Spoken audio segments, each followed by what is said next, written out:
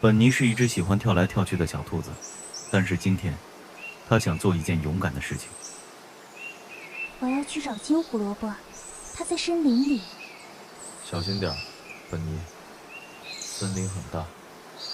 本尼跳过高高的草丛，突然，沙沙声，有什么动了？哦不，那是什么声音？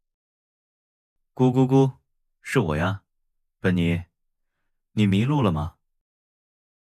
没有，猫头鹰先生，我在找金胡萝卜。他在大石头旁边，记住，要善良又勇敢。本尼找到了大石头，在他后面。金胡萝卜，我找到了。你做到了，本尼，你既勇敢又善良。我们一起分享吧，蒂娜。